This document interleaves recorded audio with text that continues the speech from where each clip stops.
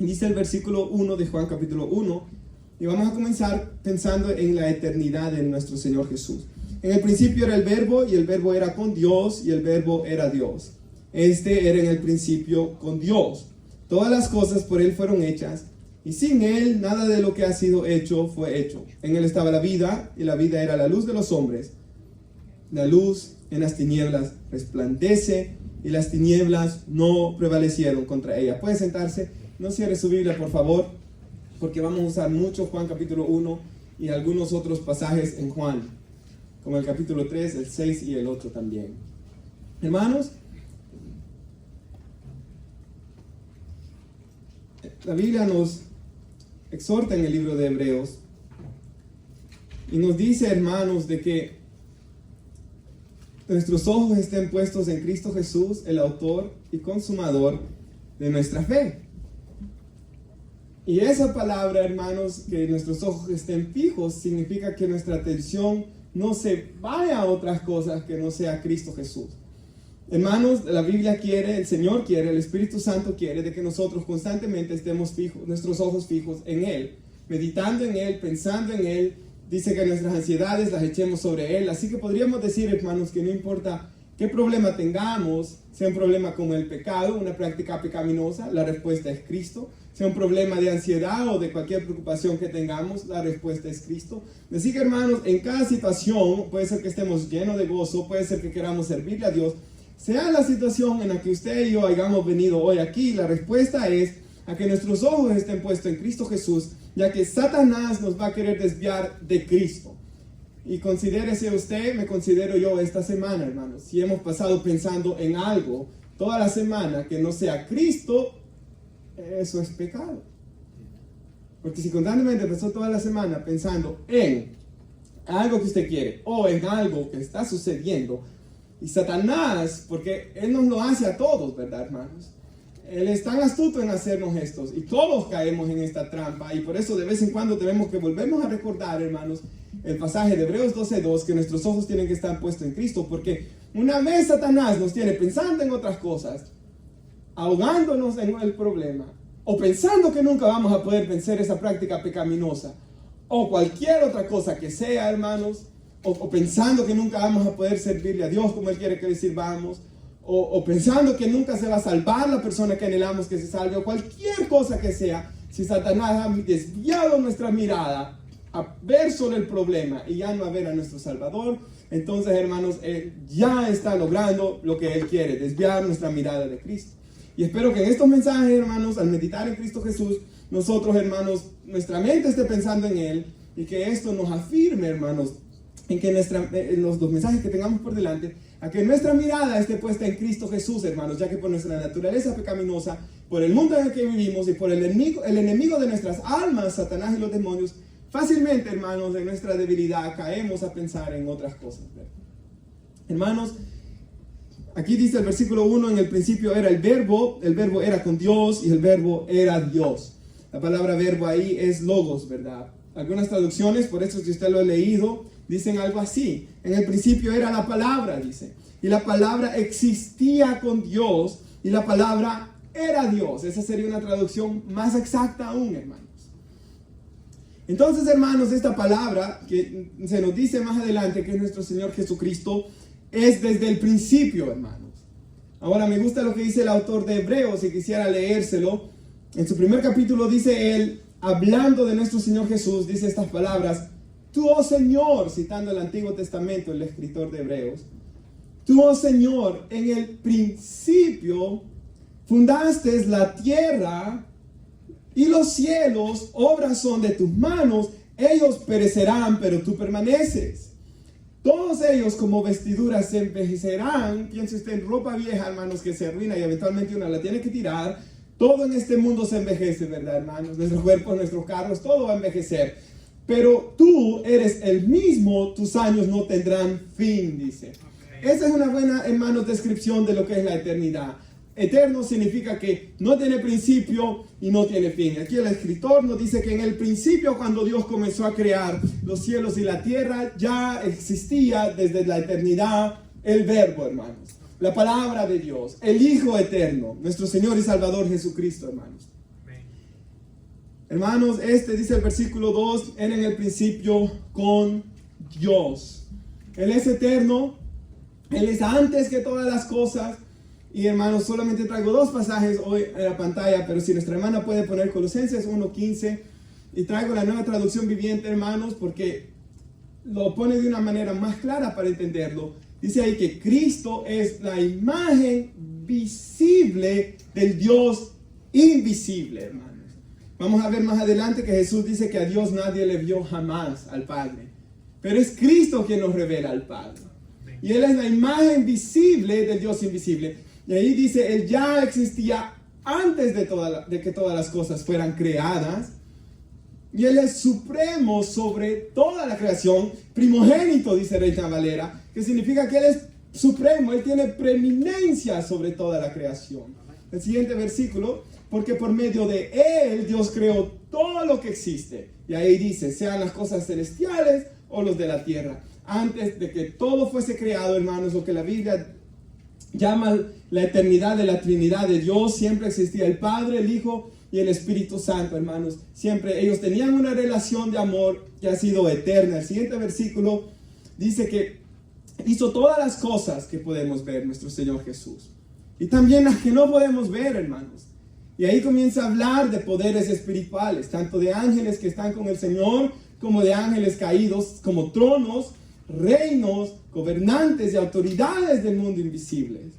Todo fue creado por medio de Él y para Él, dice, hermanos.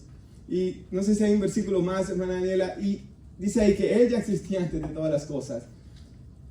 Y ahí sí lo traduce mejor Reina Valera, todas las cosas por Él subsisten. O sea, Él mantiene unida la creación, Él mantiene con vida su creación, hermanos. El versículo 3 de Juan capítulo 1 dice, hermanos, si usted lo tiene ahí, que todas las cosas por Él fueron hechas. Y sin Él, nada de lo que ha sido hecho fue hecho, hermanos. Entonces la Biblia nos muestra, cuando pensamos en Cristo Jesús, que Él es creador de todas las cosas y que Él es Dios sobre todas las cosas, como dice más adelante la Biblia, y que Él ha existido con el Padre siempre, porque en el principio era Jesús, era el Hijo, y el Hijo era con Dios, y el Hijo era Dios. El Hijo existía con Dios y el Hijo era Dios. Hermanos, por ejemplo, nuestro Señor Jesús, cuando Él ora, y quisiera leérselo en Juan 17:5, dice estas palabras: glorifícame, le dice Jesús al Padre, al lado tuyo, con aquella gloria que tuve antes que el mundo fuese. Entonces nuestro Señor Jesús, cuando Él ora, ese jueves en la noche, Judas, ya entró Satanás en Judas. Satanás ya salió del lugar donde estaban. Satanás ya fue a vender a Jesús. Jesús tiene esa última plática íntima con los apóstoles. Judas no escucha esa plática. Y nuestro Señor Jesús ora por ellos. Y cuando Él comienza a hablar con el Padre, antes de pedir por los discípulos, Él hace esta petición y le dice al Padre: glorifícame al lado tuyo con aquella gloria que tuve antes que el mundo fuese. Entonces la Biblia nos enseña, hermanos, que nuestro Señor Jesús no solamente existió antes que todas las cosas, no solamente Él es eterno, hermanos, que Él es Dios, pero también que Él tenía una gloria al lado del Padre. Hoy Jesús, hermanos, está a la diestra del Padre, ¿verdad? Otra vez exaltado, y su nombre es sobre todo nombre. Pero hermanos, Él siempre tuvo gloria, Él siempre fue Dios, Él siempre fue nombre sobre todo nombre, y Él siempre estuvo exaltado a la diestra del Padre. Él es esa gloria que tenía al lado tuyo, dice Él. Hermanos, por ejemplo, el versículo 18 de Juan capítulo 1. Por favor, no vaya a perder ahí el pasaje. Dijo Jesús: a Dios nadie le vio jamás. Entonces, hermanos, cuando usted ha leído el Antiguo Testamento, todos los que han leído el Antiguo Testamento, ven que a veces aparecía Dios, ¿verdad? No sé si ustedes se recuerdan en Éxodo 3, por ejemplo, cuando Moisés ve la zarza ardiendo. Primero dice que era el ángel de Jehová. Ángel con A mayúscula aparece en Reina Valera. Luego, hermanos, dice que Dios le habló ahí. Por ejemplo, en Éxodo 33 dice que Moisés pide: Dios, muéstrame tu gloria, no podrás ver mi gloria, no hay hombre que vea mi gloria y viva. Mirarán mis espaldas, las espaldas de la gloria que él vio fue la gloria de Jesús, porque al Padre nadie lo ha visto. En Isaías capítulo 6, que es la imagen más clara de la gloria de Dios que tenemos en el Antiguo Testamento, dice el profeta que él vio al Señor sentado sobre un trono alto y sublime, Piensa, está el Señor sentado en un trono alto y sublime, sus mantos llenaban todo aquel lugar, había humo, hermanos, que era el humo de la gloria de Dios, el pesor de la gloria de Dios, habían serafines que cubrían sus rostros, cubrían sus pies, con otras dos alas volaban y decían, santo, santo, santo. Pero ese no era el Padre, ese era el Hijo, ese era Jesús, porque a Dios nadie le vio jamás.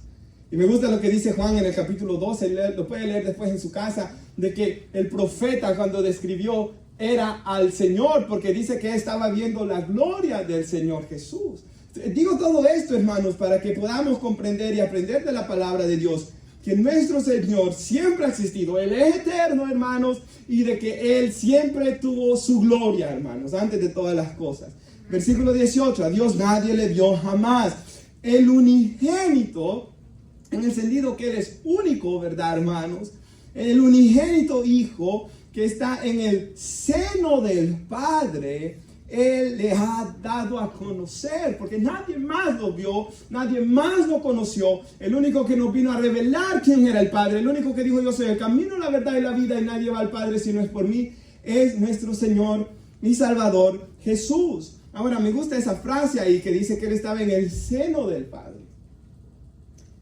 Una expresión de cercanía, ¿verdad? Me gusta, hermanos, un comentario bíblico que estaba leyendo y otras traducciones lo traducen así también, íntimamente ligado al Padre, en vez de seno, ¿verdad? Porque a veces jóvenes ven y leen eso y no entienden muy bien, hermanos. Pero lo que está diciendo ahí es que el Hijo estaba íntimamente ligado al Padre. Por ejemplo, hermanos, yo siempre he comprendido esto, hermanos, de que, por ejemplo, la relación entre esposos es un reflejo de ¿qué, hermanos? De la relación de Cristo con su iglesia, del amor que Cristo tiene por su iglesia. Por eso, hermanos, dicen, mujeres, sométanse a sus esposos como al Señor. O sea, como la iglesia se somete al Señor, ¿verdad? Una iglesia obediente que obedece su palabra por encima de todas las cosas. Las mujeres sométanse al esposo. Y maridos, amen a sus esposas como Cristo amó a la iglesia y cuídenla. Ámenla con un amor sacrificial, porque esa relación es, hermanos, simbólica o es una expresión, de la relación que hay entre nuestro Señor y su iglesia.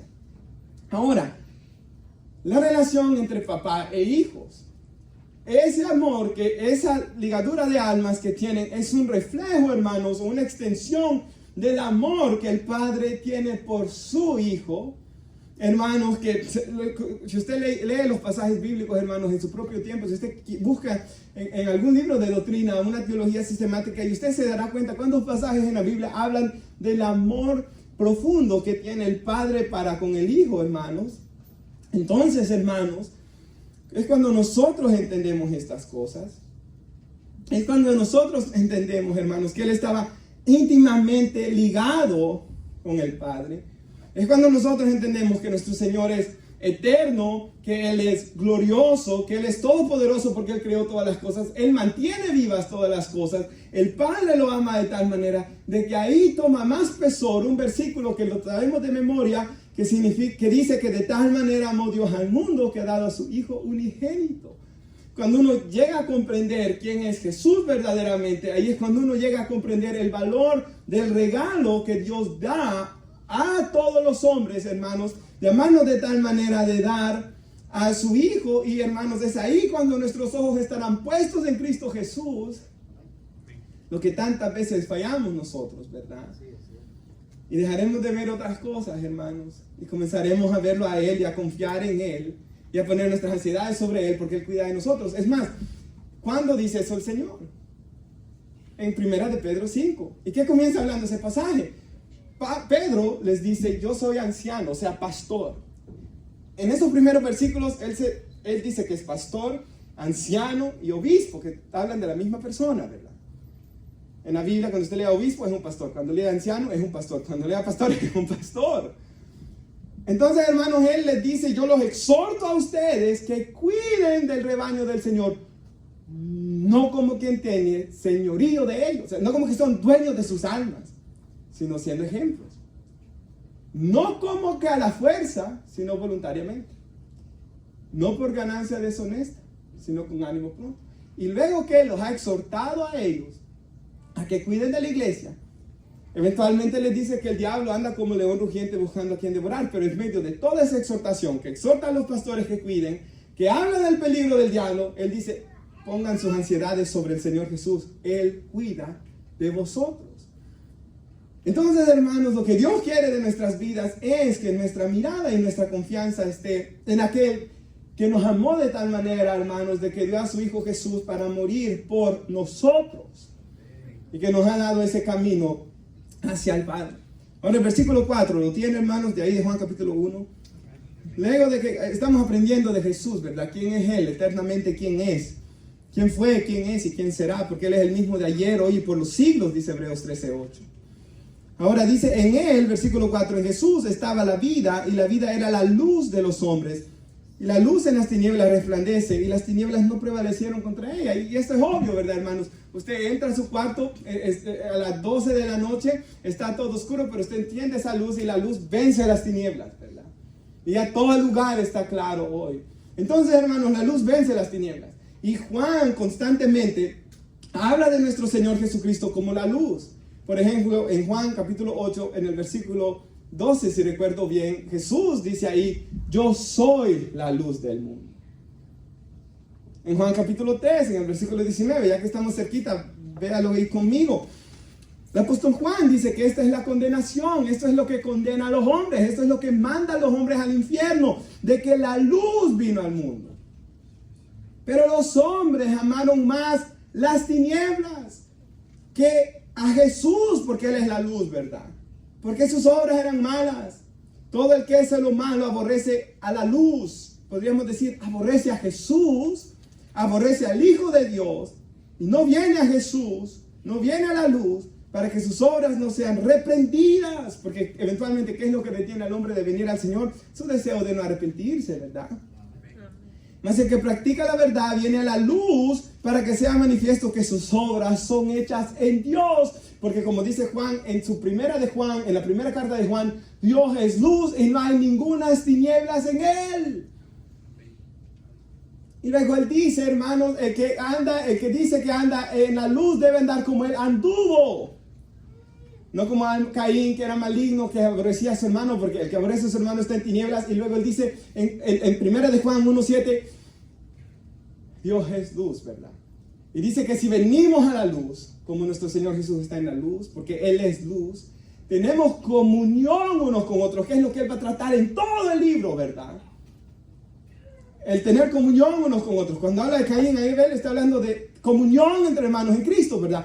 Tenemos comunión unos con otros, y la sangre de Jesucristo, su Hijo, nos limpia de todo pecado. ¿Dónde somos limpios de pecado, hermanos? Solamente estando en la luz. Y me gusta tanto que esa palabra limpio en griego habla de una limpieza constante, una obra de limpieza constantemente. En 16 años que tenía yo, a 31 años que tengo yo, lo que dice la Biblia es que una constante limpieza de pecados, el Espíritu Santo ha estado obrando en nuestras vidas, ¿verdad, hermanos? Eso es lo que dice la palabra de Dios. Esa es la condenación, ¿verdad? Ahora nuestro Dios es luz, y la luz resplandece.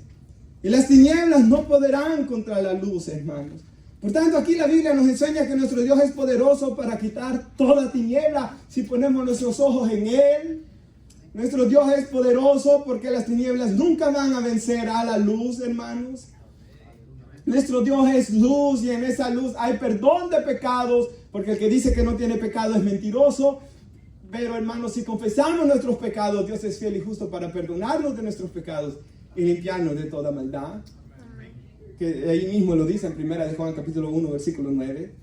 Entonces, hermanos, la Biblia nos enseña que Él es glorioso, ¿verdad? Y la gloria tiene un resplandor, y que en ese resplandor de su gloria Él es luz, y que cuando venimos a Él, hermanos, Dios puede arrancar esas tinieblas por medio del perdón que el Espíritu Santo produce en nosotros, ¿verdad? Hermanos, luego nos dice aquí la palabra de Dios en el versículo 6, aprendiendo un poco más de Jesús, ¿verdad? Dice que hubo un hombre enviado de Dios, el cual se llamaba Juan el Bautista, ¿verdad, hermanos?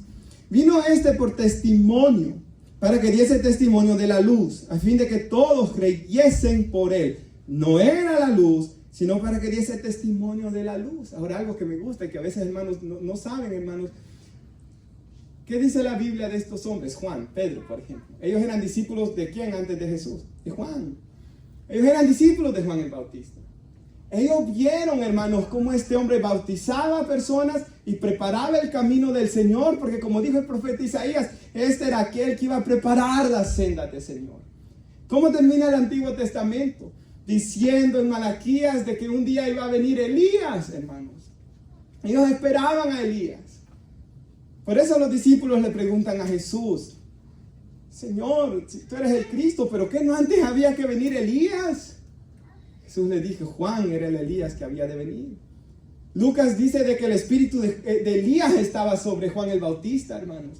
Y este hombre, hermanos, vivió, parece que me he salido del tema, pero no me he salido del tema, y Juan no se ha salido del tema, porque este hombre vivió tal vida que lo único que él quería era que los hombres vieran la luz, la gloria, quién era Jesús, y testificó de él y preparó el camino de él.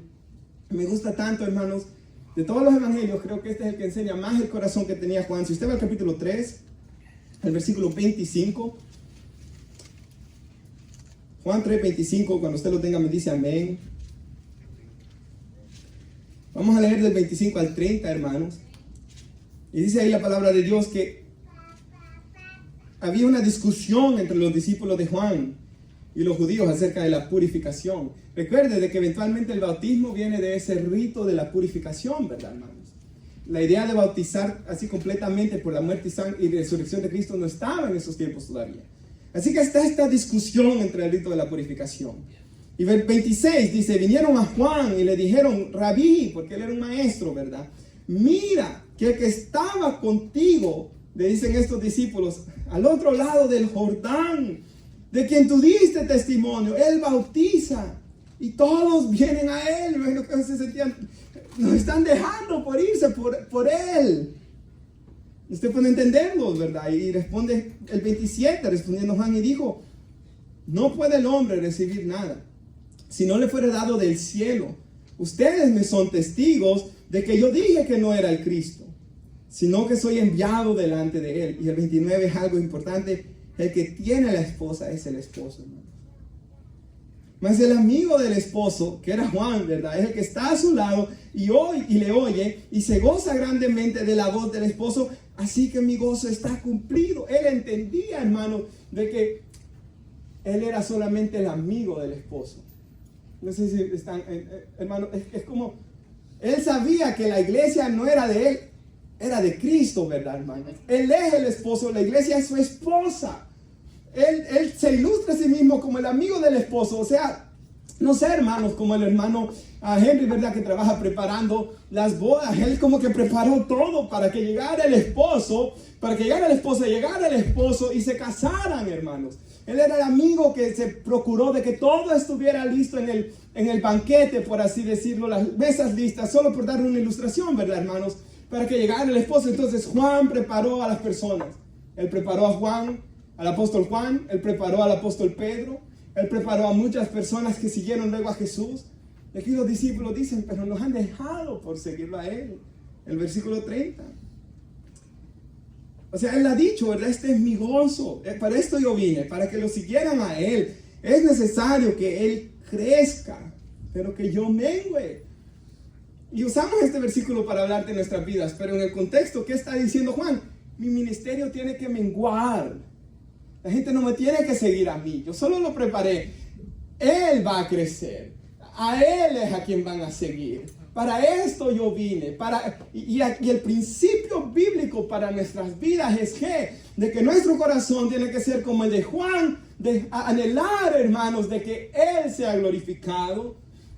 Coman o beban o lo que hagan, dice Juan, 1 Corintios 10:31, perdón. Coman, beban o cualquier cosa que hagan, háganlo todo para la gloria de Dios, ¿verdad? Y él, hermanos, lo hacía. Ahí está, hermanos, hablarle a otros de Cristo. Mire qué manera tenía él. Él habló a todos de Cristo. Viene uno y nosotros hacemos lo opuesto. Vino uno. De que no somos dignos de desatar su correa, porque él es eterno y glorioso y él murió por nuestros pecados en una cruz y él da salvación a todo aquel que en él cree. Entonces, hermanos, nosotros podemos también testificar de Cristo. nosotros podemos menguar al viejo hombre con sus vicios y con sus malos hábitos, menguar al viejo hombre para que Cristo crezca en nosotros. Porque es lo que dijo Jesús, ¿verdad? En Mateo capítulo 5, ustedes son la luz del mundo. ¿Y en qué propósito lo dijo? Oiga, hermanos, Él dijo que Él era la luz del mundo, pero también Él dijo que la iglesia era la luz del mundo, porque es el cuerpo de Cristo, ¿verdad? Que vuestras buenas obras alumbren a los hombres para que glorifiquen a Dios. Entonces, lo mismo que Juan nosotros podemos hacer, menguar, para que vean a Cristo en nosotros, hermanos. Menguar para que Cristo sea glorificado. Recuerden, hermanos, que su matrimonio, por ejemplo, hay algo más importante en juego de que ustedes estén unidos para que sus hijos crezcan en un hogar sano. Algo más importante aún que eso, con todo lo importante que es. Lo que está ahí en juego es la gloria de Dios. Porque, por ejemplo, en mi caso, toda mi familia sabe que yo soy cristiano.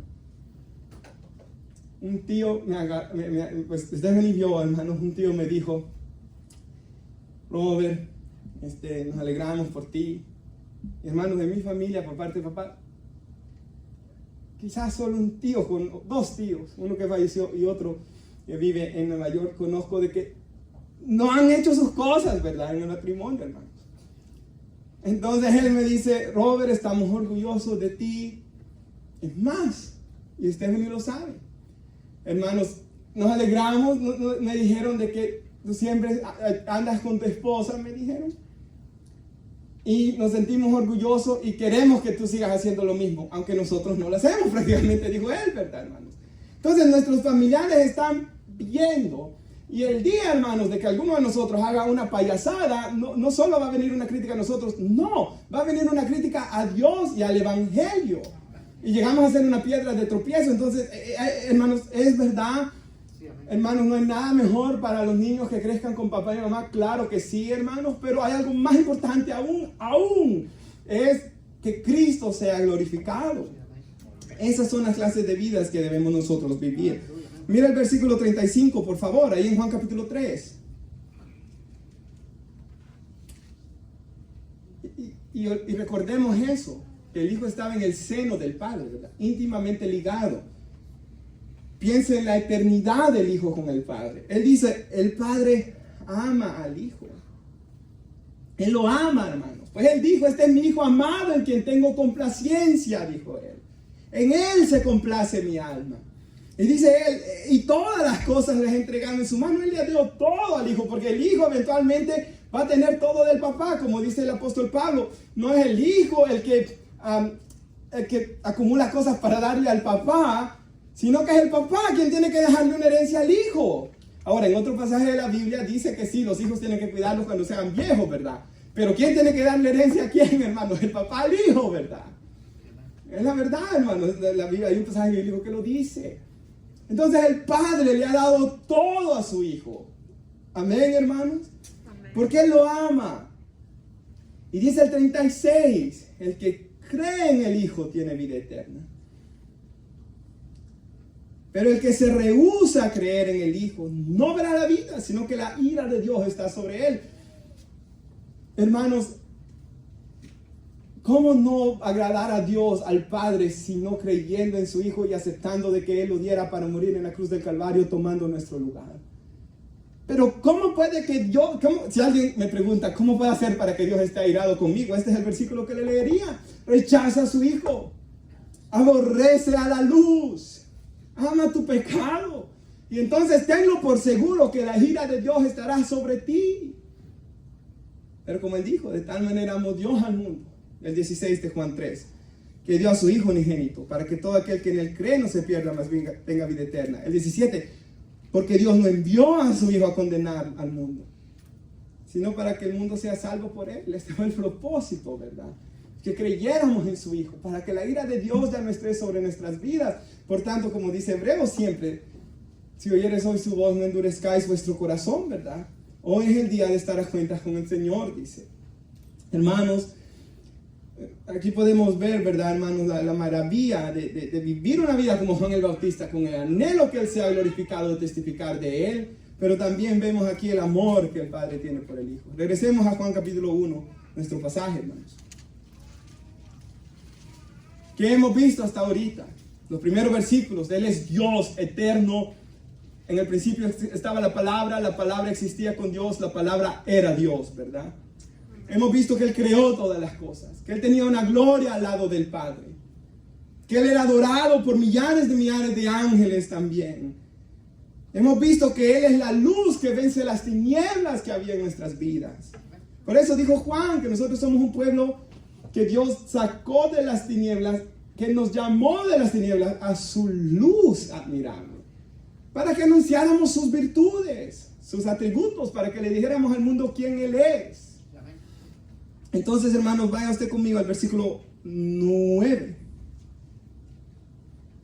Después que habla de Juan y cómo Juan testificaba de la luz, y nosotros debemos testificar de la luz, aquella luz verdadera que alumbra a todo hombre, venía a este mundo. En el mundo estaba, y el mundo por Él fue hecho, pero el mundo no le conoció. Versículo 11 es algo clave, hermanos.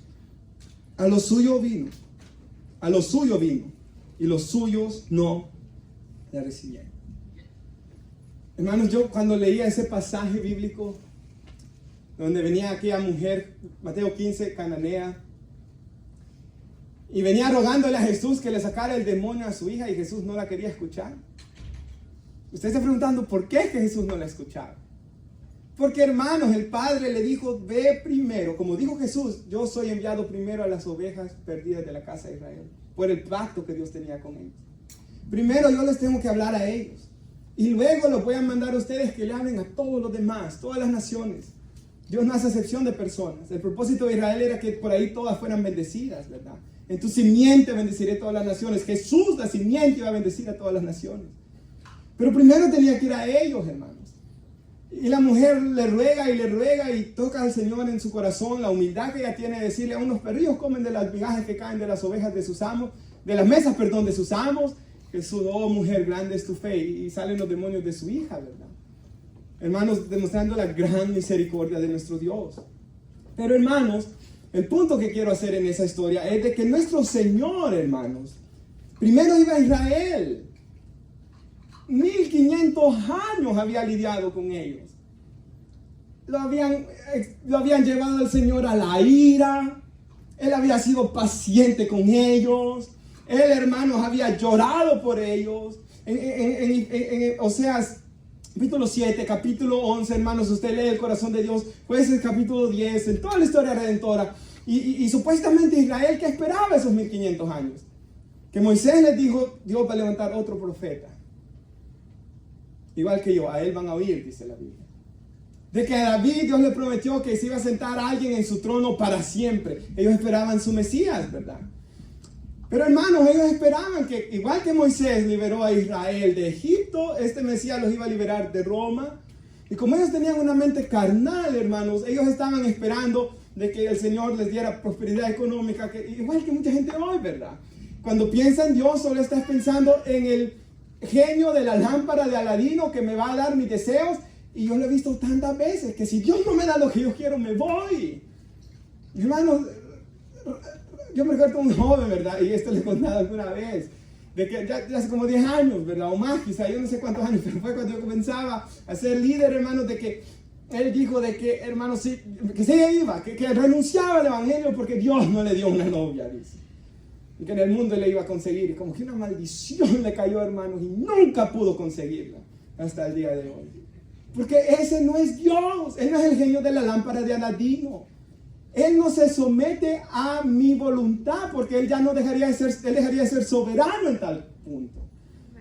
La oración no es para que Dios haga lo que yo quiero que Él haga. La oración es para que yo me someta a su voluntad. Y si Él me escucha, y si Él escucha la voz del hombre, como cuando Josué le dijo: Señor, detenga el sol. Y dice la Biblia que Dios escuchó su voz. Dios escucha la oración. Él clama, Él anhela que su pueblo ore. Pero, hermanos, desde una perspectiva de humildad, ¿verdad, hermanos? Como aún el Hijo oró: hágase tu voluntad, Señor. Yo sé que tú puedes hacer todas las cosas. Si es posible, pásame esta copa, pero hágase tu voluntad. Hermanos, eso es lo que Dios quiere de nosotros. Pero Israel, hermanos, que esperaban ese Mesías que ellos se habían creado en su imaginación. No sé si usted se recuerda cuando estudiamos Juan capítulo 6. Y quisiera que fuéramos ahí, si usted quiere. El versículo, vamos a leer solo el 60. Ya lo que termina. Pero si usted se recuerda, hace más de 2 años, hermanos, estudiamos todo el capítulo 6, los que estuvieron aquí en ese entonces. Y hermanos, en Juan capítulo 6, ¿cómo comienza el pasaje? De que Jesús le da de comer a 5,000 hombres, más mujeres, más niños. Y todos comen, Él los sana de sus enfermedades, Él les da de comida. Luego Jesús se va a otra ciudad, sin que la gente sepa. Y ellos lo buscan desesperadamente hasta que encuentran a Jesús. Maestro, cuando llegaste acá no nos dimos cuenta. Y el Señor les dijo, ustedes no me buscan por las señales que demuestran que yo soy el Mesías, lo que las señales significaban. Ustedes me buscan por el pan que comieron y se saciaron. O sea, lo que Jesús les está diciendo, ustedes solo me buscan por cosas económicas, ¿verdad? Solo me buscan por cosas de este mundo. Por sanidad, por comida y para que yo los liberte de los de Roma. Y sí les dio de comer, porque Dios nos dice que pidamos a Él el pan de cada día, hermanos. No me malinterprete. Claro que yo debo de depender de Dios para el pan de cada día. Claro que le debo de pedir, hermanos, que Él supla todas mis necesidades conforme a sus riquezas en gloria. Claro que sí, pero ese no debe ser mi motivación de buscar a Dios. Claro que Jesús sanó en todo su ministerio y Él era movido a compasión y demuestra cuán importante nuestra salud es para Dios, porque los evangelios están llenos de relatos de sanidad. Si a Dios no le importara, ¿para qué lo va a dejar escrito? Pero esa no debe de ser mi motivación. Y Jesús eventualmente le dice en Juan 6 de que yo soy el pan de vida. Lo que les dio Moisés del maná, siempre murió esa gente en el desierto, eso no lo salvó, porque era algo material. Yo voy a dar mi cuerpo, les dice Él, y mi sangre. Que coma mi carne y beba mi sangre tendrá vida eterna, dando a entender de creer en su sacrificio, hermanos, de vida eterna. Pero hermanos, ¿qué es lo que sucede? El versículo 60 lo tiene. Cuando Jesús ha dicho que Él viene a morir por sus pecados, de que Él es el Cordero de Dios, que es lo que decía Juan, ¿verdad? Cuando Jesús le dice que Él viene a morir, de que, cuando Él les dice quién Él es, ¿verdad? Que Él está más interesado en salvar nuestras almas del infierno, de que tengamos las cosas de este mundo, hermanos. Cuando Dios les dice de que Él está más interesado en limpiar sus corazones y que ellos tengan una relación correcta con Él, dice el versículo 60. Porque, hermanos, ¿cuántas veces he visto yo que hay gente que tuerce estas cosas para predicarle a la gente hasta cosas en ira? He visto hombres predicar enojados, cosas en la carne que no son nada de Dios, y luego, dura es tu palabra. Pero el Señor no hizo eso, hermanos.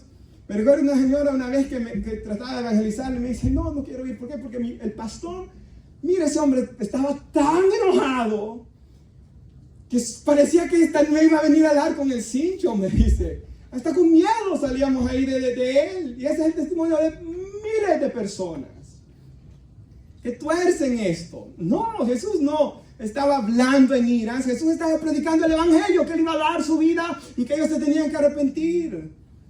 Pero dice, hermanos, que cuando ellos escucharon eso, al oírlos, muchos de sus discípulos dijeron, dura esta palabra.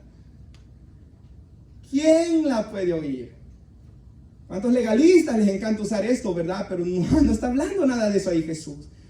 Y dice ahí, sabiendo Jesús en sí mismo que sus discípulos murmuraban de esto, les dijo, ¿esto los ofende? Hermano, ¿cómo puede ser que les haya ofendido de que Él iba a morir por sus pecados? No, hermano, nos sorprende cómo las buenas noticias de salvación ofenden a los hombres.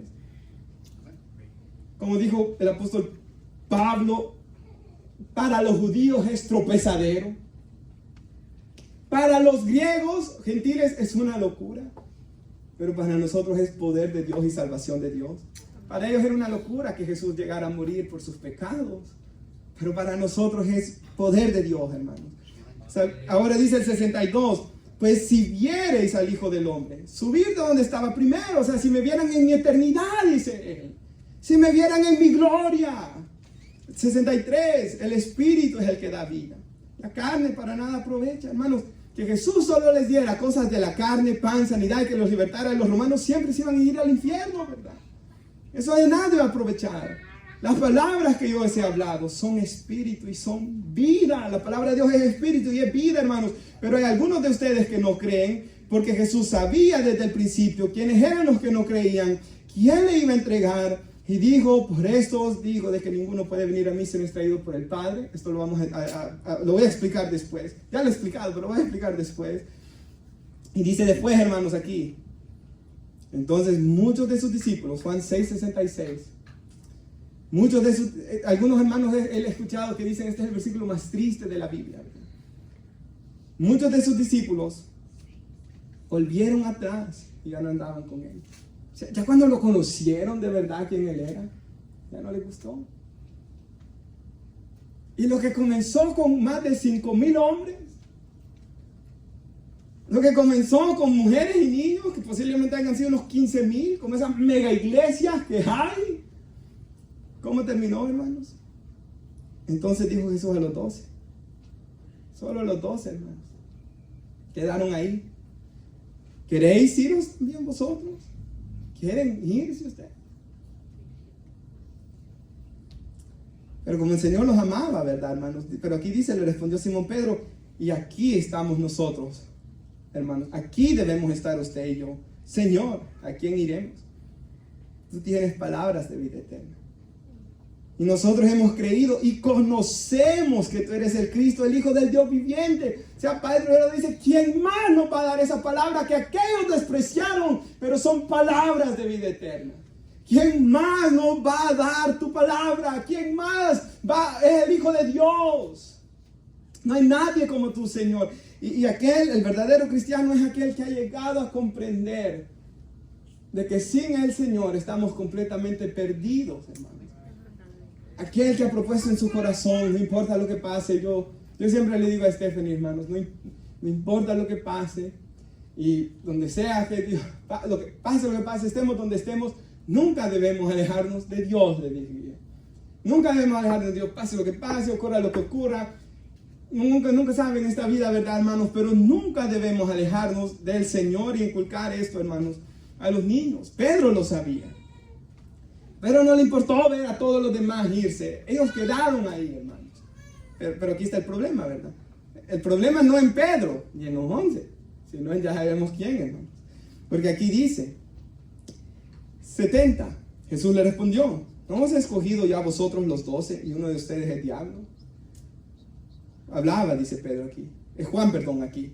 Dice que hablaba de Judas Iscariote, hijo de Simón, porque era el que le iba a entregar y era uno de los 12. Entonces, siempre ese final, hermanos, me deja como, qué increíble era Judas, ¿verdad? De que él en su corazón ya estaba decepcionado de quién era Jesús. Por eso es que lo vendió, ¿verdad? Pero él todavía se quedó ahí, hermanos, porque más adelante dice el Evangelio de Juan que él seguía extrayendo de la bolsa del dinero que tenían los discípulos para hacer la obra del ministerio, hermanos. Y él era ladrón y eventualmente él solo estaba ahí para viendo qué sacaba de Jesús, ¿verdad? Si sacaba dinero de la bolsa, sí, por los milagros, por esto y por aquello, hermanos, pero nunca lo buscó a él por quien él es, ¿verdad? Ahora regresemos al versículo 11. A los suyos vino, y los judíos que no le recibieron. Y hasta el día de hoy, hermanos, ellos siguen igual, ¿verdad? La mayoría de ellos. Y algo que a veces no entendemos es esto, hermanos. La Biblia enseña que el que no tiene al Hijo, no tiene al Padre. Y que no hay diferencia entre judío y griego. Efesios 2, Dios, por medio de Jesucristo, derrumbó la pared que nos separaba, haciendo de dos pueblos uno, dice. Que sea judío, hermanos, si no está en Cristo, de nada le va a aprovechar. Nadie puede tener salvación si no cree en nuestro glorioso Señor y Salvador Jesús. A veces hay algunas personas que actúan como que Israel estuviera sobre la iglesia. No es verdad, la iglesia es la esposa de Cristo, porque ha creído en Él. Y he escuchado gente que dicen, cuando yo visito a Israel siento la presencia de Dios especial. Esa es una mentira, es la emoción e imaginación de ellos. ¿Por qué? Porque Jesús le dijo a la mujer samaritana, vendrá, le dijo la mujer, unos dicen que en Jerusalén, otros dicen que en este monte hay que adorar, y Jesús le dice, vendrá el tiempo que ni acá ni en Jerusalén, sino que en todo lugar Dios va a levantar adoradores que le adoren en espíritu y en verdad. Y Jesús dijo, donde hayan 2 o 3 congregados en mi nombre, ahí estoy yo en medio de ellos. Hermanos, su presencia especial puede estar aquí, puede estar en un lugar de los más pobres del mundo, hermanos. Aunque no esté el río Jordán ahí, que me voy a ir a bautizar al río Jordán. No, si eso, ya hasta lo menospreciaron los asirios. Hermanos, no se trata del lugar, se trata del Señor que está en el lugar, nuestro Dios. Hermanos, ellos, dice Zacarías 12:10, ¿verdad? De que me mirarán a mí, dice Jehová, a quien traspasaron, y llorarán como se llora por hijo unigénito. Vendrá el día que Cristo va a venir. Todo ojo le verá. Israel lo verá a él. Y va a entender de que quien rechazó, no todos los judíos, porque hay muchos que creen en él, como el Señor le dijo a Elías, y después Pablo dice, Dios siempre tiene un remanente en Israel. Es como cada país, hermanos. Dios tiene su remanente en cada país. Oro que en este país nosotros seamos el remanente, ¿verdad, hermanos? Que creen en Dios. Pero, hermanos, el versículo 12 dice de Juan 1, mas a todos los que le recibieron, a los que creen en su nombre, les dio el poder, la potestad de ser hechos hijos de Dios. Y esto nosotros lo entendemos bien. Y para los jóvenes aquí, cuando le digan a alguien, todos somos hijos de Dios, pues ¿de dónde viene eso? Es una mentira que Satanás levantó. Porque aquí claramente dice que a los que le recibieron, a los que creen en su nombre, les dio poder, potestad de ser hechos hijos de Dios. Los que no le recibieron, no. Vaya conmigo, por favor, a Juan 8. Y en Juan 8, ¿verdad? Usted se recuerda que es esa... Primero ocurre la de la mujer adúltera. Jesús le dice que esté libre de pecado, tiene la primera piedra. Luego está esa gran plática, discusión de los judíos contra Jesús. Jesús les está diciendo que ellos son esclavos del pecado. Y ellos dicen, nosotros no somos esclavos de nadie, dicen. Se les olvidó cuando Egipto, ¿verdad? Entonces después, hermanos, el versículo 39, ¿lo tiene? Respondieron y le dijeron, nuestro padre es Abraham, le dicen ellos. Jesús les dijo, si fueran hijos de Abraham, las obras de Abraham harían. Pero ahora procuran matarme, a mí, dijo Jesús, hombre que les ha hablado la verdad, la cual he oído de Dios, porque el Hijo Eterno, que es mi tema, ¿verdad? Él la oyó de Dios. Y dice él ahí, ¿no hizo esto Abraham? Vosotros hacéis las obras de vuestro padre. Ahí Jesús les da a entender, ustedes no son hijos de Abraham. Ya lo va enojando, ¿verdad, hermanos? Y esto nos debe enseñar algo, hermanos. ¿Cuántas veces nosotros cuando evangelizamos, por la cultura que se está moviendo en estos días? Porque cualquiera que alza su voz contra el pecado le llaman intolerante y falto de amor. Ahora, yo no estoy diciendo que hay que ser contencioso tampoco, pero sí debemos seguir el ejemplo de Cristo. Él les dijo eso aunque los incomodara, hermanos. Aquí ya Jesús les da a entender, ustedes no son hijos de Abraham. Entonces dice que le dijeron, sigan leyendo conmigo, nosotros no somos nacidos de fornicación, de inmoralidad sexual, ¿verdad? Ellos están enojados, hermanos. Un Padre tenemos que es Dios. La mentira de siempre, todos somos hijos de Dios. Y aquí que dice, hermanos, Jesús entonces les dijo, el 42, si vuestro Padre fuese Dios, y aquí podemos ver quién es hijo de Dios, ciertamente me amarías. Amados hermanos, si nuestros hijos vemos que ellos tienen un amor por Dios, debemos dar gloria y honra al Señor, hermanos, porque ellos han nacido de nuevo. Aquí dice, si vuestro Padre fuera Dios, ciertamente me amarías, porque yo de Dios he salido, del seno del Padre, ¿verdad, hermanos? Y he venido, pues no he venido de mí mismo, sino del que me envió. Hermanos, siempre que vemos un como odio hacia el Señor Jesús, ¿y qué ocurre, verdad, hermanos? Que hasta, me recuerdo una vez estábamos trabajando en una casa para Navidad, y la señora viene y me dice, Merry Christmas, me dice. Yo sé, ¿verdad? Que esa Christmas, como misa de Cristo, ¿verdad? No es correcto, pero porque decía Cristo, Merry Christmas, me dice, de Christ, ¿verdad? Merry Christmas. Y hace la señora, a saber si lo ofendí, dice. No digo que no se preocupara, le digo yo. ¿verdad? ¿Por qué? Porque esta sociedad de hoy no le gusta que se mencione el nombre de Dios. Es más, si usted se recuerda cuando estudiamos la oración que Jesús enseñó a orar a sus discípulos: Padre nuestro que estás en el cielo, santificado sea tu nombre. Lo primero que Jesús nos llama a orar es que el nombre de Dios sea santificado, o sea, glorificado. En la ley dice: no tomarás el nombre de Jehová tu Dios en vano. Pero ¿qué es lo que ha hecho esta generación? No les gusta que se mencione el nombre de Dios, pero para maldecir y decir malas palabras lo usan. En las películas, en la escuela, en la sociedad, para decir todo tipo de vulgaridad. Usan a Dios y al Señor Jesucristo, hermanos. Pero cuando ya se menciona de Él, no. Ahora el cristiano, ¿verdad? Él ama el nombre del Señor Jesús, porque es nombre sobre todo nombre. Él ama al Señor Jesucristo. Su corazón ha sido cambiado. El 43, ¿lo tiene? Aquí vemos otra cosa del que es hijo del diablo. ¿Por qué no entendéis mi lenguaje?, dice Jesús. ¿Por qué no pueden escuchar mi palabra? Ustedes son de vuestro padre el diablo, y los deseos de su padre quieren hacer. Él ha sido homicida desde el principio y no ha permanecido en la verdad, porque no hay verdad en él. Cuando habla mentira, de lo suyo habla, porque es mentiroso y padre de mentira. O sea, el hijo del diablo siempre va a amar la mentira, y la verdad le va a incomodar, le va a molestar, no la va a soportar, porque está atado por Satanás. Entonces, hermanos, es solamente viniendo a Cristo que se nos va a dar poder para salir de estas cosas, ¿verdad? Y yo hago esto, hermanos. Si una predicación como la que estoy dando hoy lo está llenando de gozo, eso le puede dictar que usted está espiritualmente bien. Pero si una predicación como hoy, que estamos hablando de quién es Jesús y leyendo todos estos pasajes bíblicos, le molesta y le incomoda, tiene que seriamente cuestionar si usted es cristiano. Dice después, hermanos, versículo 45: y a mí, porque os digo la verdad, no me creéis.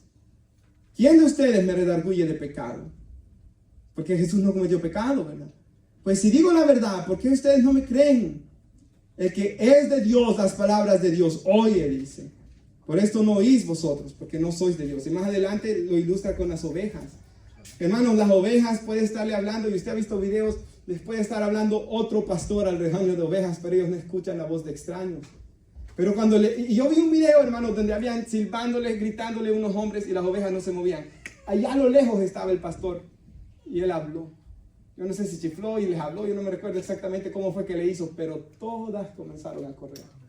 A pesar que la oveja tiene puede ver de aquí a donde está ese metal, hermanos, no tienen una vista tan larga, pero seguían por la voz. Entonces es igual la iglesia, hermanos.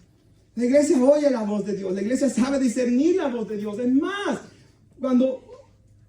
aún en las prédicas que uno escucha en internet, por ejemplo, yo sé que es peligroso, ¿verdad, hermanos? A veces ponerse a escuchar ahí, pero uno le gusta escuchar las prédicas de hombres que predican la palabra de Dios. Pero si me comienzan a hablar, hermanos, de cualquier otra cosa, uno mismo siente en su espíritu. Yo me recuerdo, hermanos, cuando recién comenzaba en Enlace, apareció Guillermo Maldonado, hermanos, y cuando yo le escuché, no, ¿verdad? No habla la palabra de Dios, no me dice nada de Dios, no usa las escrituras, no me enseña nada de Dios. Hablan de cualquier otra cosa. Y eso, hermanos, es cuando no viene de Dios. Como dijo el apóstol Pablo, ¿verdad? De que en los últimos tiempos, 2 Timoteo 4:3, tendrían comezón de oír y se iban a amontonar maestros conforme a sus propias concupiscencias, malos deseos. Apartarán de la verdad del oído, se volverán a las fábulas. O sea, en los últimos tiempos, hermanos, antes que Cristo venga a buscar su iglesia, la mayoría de gente va a buscar un hombre que le rasgue la oreja. Un hombre que le diga lo que quiere oír. Eres fornicario, está bien. Eres homosexual, está bien. Eres avaro, está bien. Pero hermanos, como dijo aquí Jesús, como dijo aquí Pedro, ¿a quién vamos a ir si tú tienes palabras de vida eterna? ¿Qué mejor mensaje que predicar que que da vida eterna, hermanos? Este es el mensaje que la iglesia anhela oír. Versículo 13, por favor, de Juan capítulo 1. Si puede regresar ahí. Y ya concluimos con ese versículo. Y el 14 primero Dios lo vamos a ver la próxima semana, si Dios nos lo permite.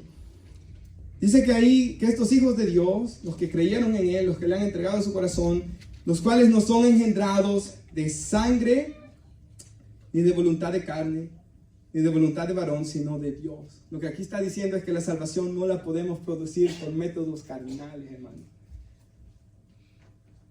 No sé si ustedes vieron algo que puse en Facebook ayer, yo una foto de un papel, ¿verdad? Que estaba, un libro que estaba leyendo, le tomé la foto y lo puse. Y casual, un hermano de Colombia que está pasando un momento bien duro, hermanos. Él se dedica a evangelizar.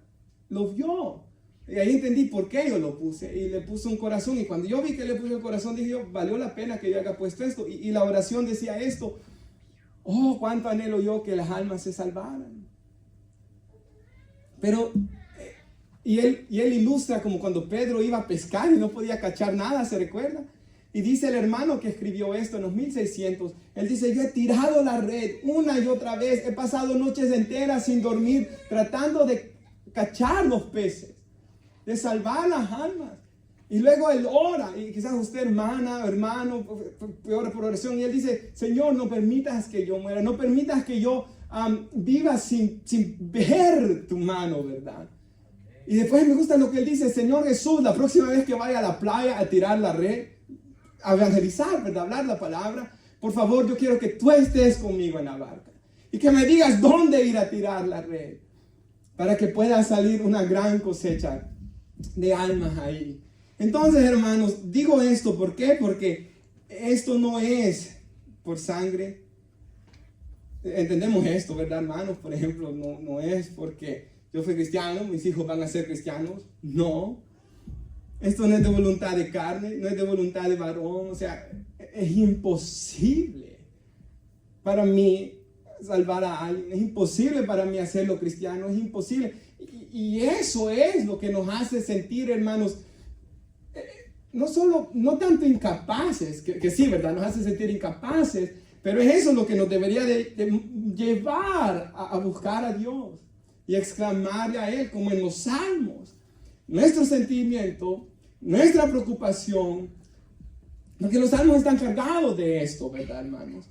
Entonces, hermanos, aquí la Biblia nos dice de que esto solo Dios lo puede producir, ¿verdad? Que alguien se salve.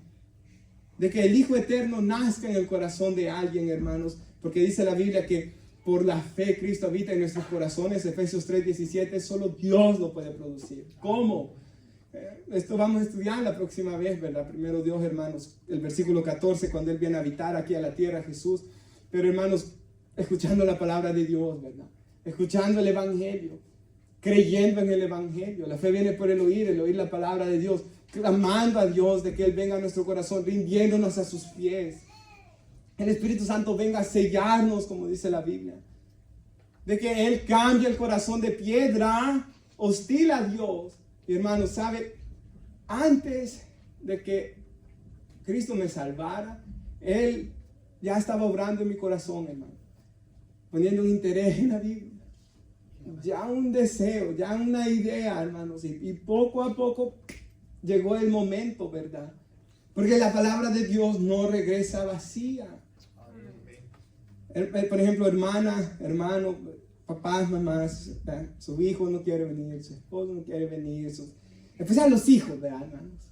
Que quizás sí, porque a ver, que pueden escucharnos más.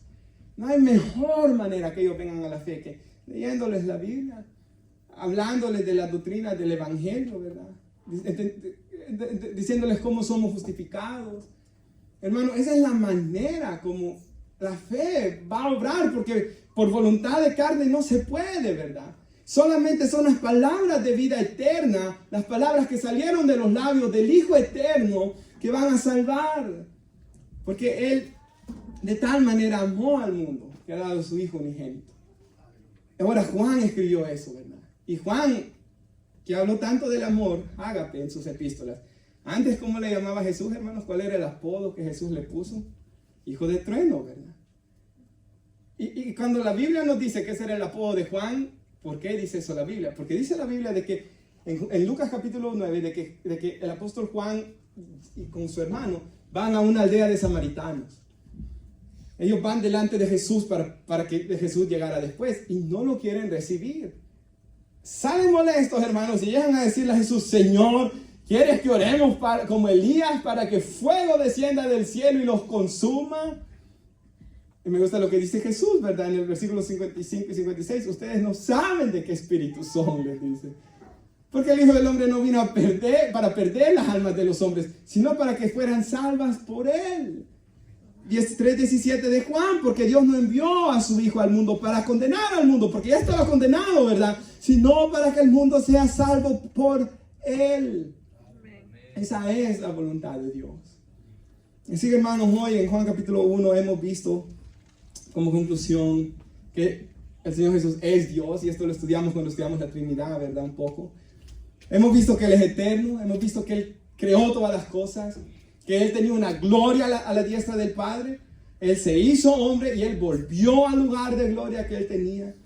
Hemos visto, hermanos, de que Él es luz y la luz vence las tinieblas, y que en la luz de Cristo tenemos limpieza de pecados y Dios puede quitar toda tiniebla de nuestro corazón.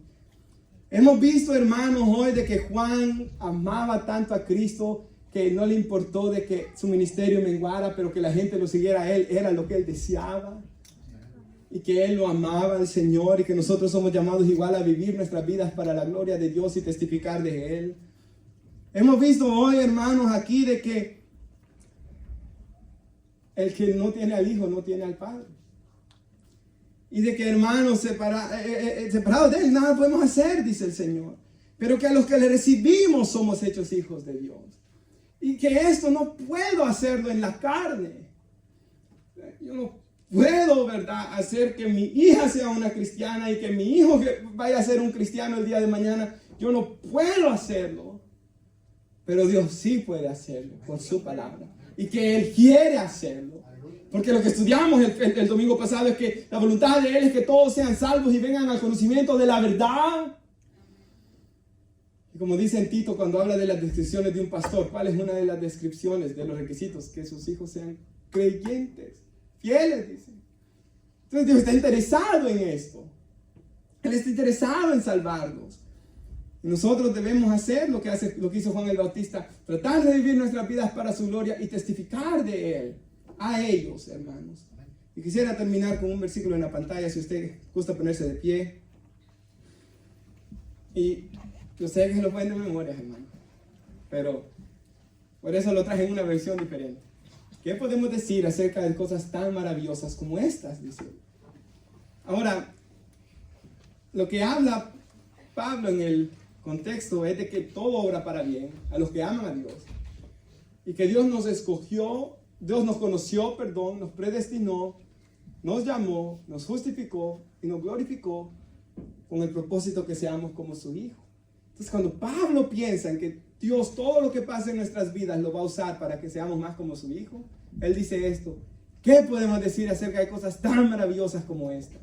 Ahora, nosotros también en el contexto de lo que hemos leído podemos decir lo mismo hoy. Si Dios está a favor de nosotros, ¿quién podrá ponerse en nuestra contra? El siguiente versículo y el último. Si Dios no se guardó ni a su propio Hijo, eterno, que estaba en el seno de Él, su Hijo amado en quien Él tenía complacencia, sino que lo entregó, Él no solo guardó, sino que lo entregó por todos nosotros, ¿cómo no nos dará también con Él todas las cosas? Todo lo demás. Así que, hermanos, tengamos nuestra mirada puesta en Cristo Jesús, ¿verdad? Quizás no hable de problemas hoy, directamente, pero cualquier sea la situación en la que usted vino hoy acá, la respuesta está ahí, hermanos, en poner su mirada en Él.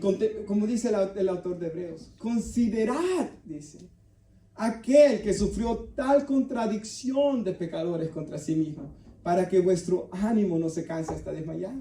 ¿Cómo va a ser que mi ánimo no se va a cansar en la vida cristiana?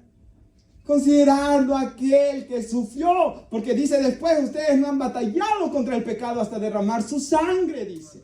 Es cuando lo considero a Él, quien es, su gloria, su poder, su sufrimiento, su amor por mí, de que mi ánimo no va a descansar y que yo voy a poder seguir en la vida cristiana, hermanos. Pero si no, voy a ser vencido, porque si no estoy sobre la roca, que es Cristo, van a venir vientos, tempestades, y mi casa se va a derrumbar, mi vida se va a derrumbar. Pero si estoy en Cristo, van a venir los mismos problemas que al otro. Tempestades, vientos y toda la tempestad, pero yo voy a estar ahí, ¿verdad? Así que oramos, hermanos, y clamamos a Dios dándole gracias por su palabra. Y Padre, damos gracias, Señor, por este estudio que estamos comenzando acerca de nuestro glorioso Señor y Salvador Jesucristo. Señor, le damos gracias y lo alabamos por su obra hecha en la